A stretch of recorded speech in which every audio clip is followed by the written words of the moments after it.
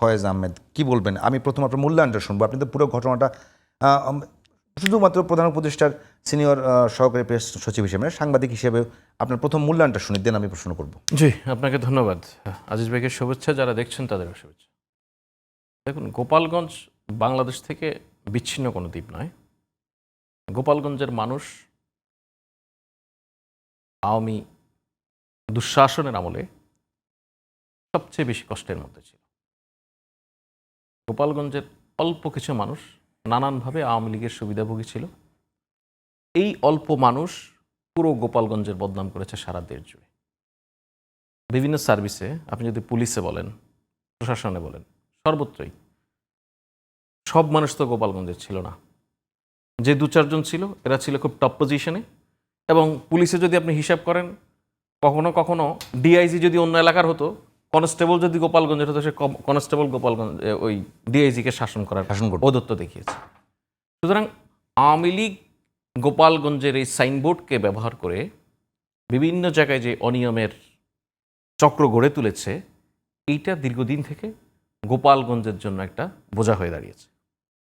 গতকালকে এনসিপির যেই কর্মসূচি গোপালগঞ্জে, একদম গোপালগঞ্জ শহরে, সেই শহরের কর্মসূচি ঘিরে আওয়ামী লীগ বা গোপালগঞ্জের সর্বসাধারণের মধ্য থেকে যে সামান্য অংশটুকু, সেই সামান্য অংশটুকু পুরো একটা ত্রাসের রাজত্ব সৃষ্টি করেছে। পরবর্তীতে আমরা দেখলাম যে এই যে সন্ত্রাসীদেরকে প্রতিহত করার প্রক্রিয়া, যেমন আজিজ ভাই অনেকগুলি কথা বললেন, খুব ব্রাইটলি পয়েন্ট আউট করেছেন। এখানে কোনো কোনো ক্ষেত্রে সরকারের দুর্বলতা থাকতে পারে। সরকারের দুর্বলতা বলতে আমি বলছি যে ল এনফোর্সমেন্ট এজেন্সির দুর্বলতা থাকতে পারে, আমাদের গোয়েন্দা তথ্যের ঘাটতি থাকতে পারে, অথবা গোয়েন্দা তথ্য থাকার পরেও আমাদের ক্যাপাসিটিরও ঘাটতি থাকে, অনেক কিছু হতে পারে। এই ক্রিটিসিজমটা খুবই ফাইন। কিন্তু আমরা পরিলক্ষিত হচ্ছে যেটা, যে আরও একটা ক্রিটিসিজম এখানে দাঁড় করানোর চেষ্টা করছে, যে গোপালগঞ্জে নিরীহ সাধারণ মানুষ, নিষ্পাপ, তাদের উপরে পুলিশ, আইনশৃঙ্খলা বাহিনী তারা হামলা করে। এই ক্যাম্পেইনটা চলছে আওয়ামী লীগের ক্যাম্পেইনটা চলছে। আপনি খেয়াল করলে দেখুন, ফার্স্ট অফ অল আপনাকে ডিসাইড করতে হবে গোপালগঞ্জে কি হয়েছে, সেটার চরিত্রটা কি। নাম্বার 1, গোপালগঞ্জে যেই মানুষগুলি সহিংস হয়ে উঠেছে অস্ত্রশস্ত্র হাতে, তারা কি কোনো প্রোটেস্টার ছিল, প্রতিবাদকারী ছিল, নাকি হামলাকারী ছিল? প্রথমেই হামলাকারী, প্রথমে তারা পুলিশের গায়ে হামলা একদম করেছে উইদাউট এনি প্রভোকেশন। তারা একদম বিচ্ছিন্ন একটা জায়গায় পুলিশের গাড়িতে হামলা করলো, পুলিশকে আহত করলো, টিওনোর গাড়িতে হামলা করলো, ইওনোর গাড়িতে হামলা করলো, আরো লোকজনকে আহত করলো, ডিসি অফিসে হামলা করলো, কারাগারে হামলা করলো, এমনকি গোপালগঞ্জের ওই যে সমাবেশ স্থল, সেখানে জাতীয় নেতৃবৃন্দ যারা ওই পার্টির, তারা পৌঁছার আগে সেখানেও হামলা করলো। তারপরও ওই দলের নেতৃত্ব তাদের সাহস দেখিয়েছে, তারা সেখানে গিয়ে সমাবেশ করেছে। আপনি যদি বলেন যে আইন শৃঙ্খলা বাহিনীর ভূমিকার জায়গা, দেখুন, আইন শৃঙ্খলা বাহিনী থেকে শুরু করে প্রশাসন নিজেরা আক্রান্ত হয়েছে, কিন্তু এই সমাবেশ সফলভাবে শেষ করতে দিয়েছে। এটা কিন্তু আইন শৃঙ্খলা বাহিনীকে আপনাকে ক্রেডিট দিতে হবে।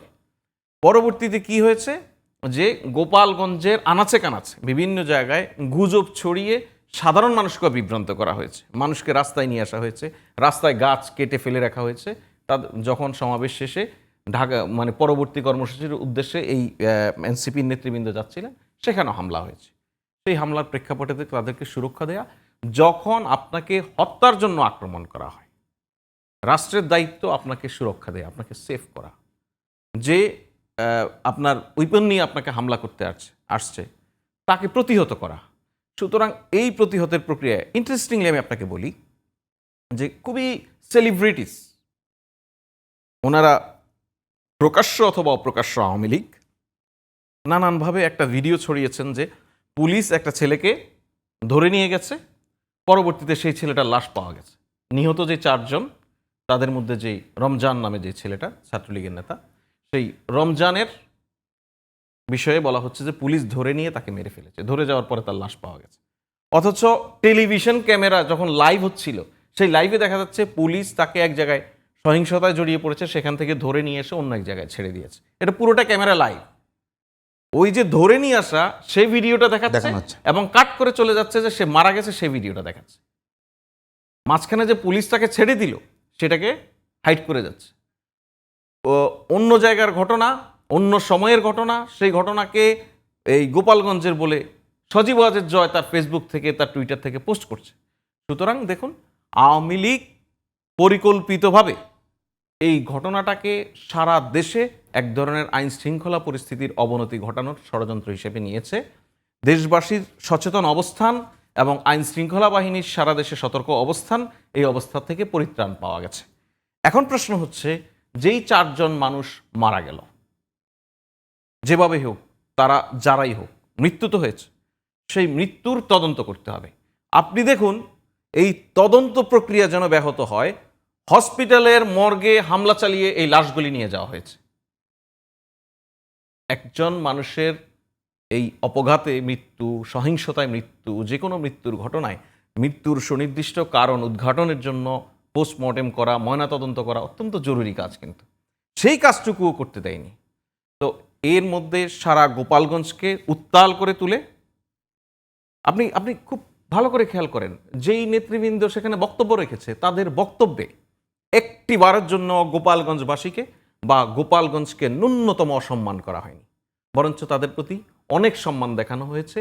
এবং ভবিষ্যতে যাতে কোনো সরকার ক্ষমতায় আসার পর গোপালগঞ্জ যেন বৈষম্যের শিকার না হয়, গোপালগঞ্জের পরিচয়ের কারণে কেউ যেন সরকারি চাকরিতে, অন্য কোনো সুযোগ সুবিধার জায়গায় অবহেলিত না হয়, সেই কথাটা তারা বলেছে। সুতরাং এটা একটা পরিকল্পিত ষড়যন্ত্র।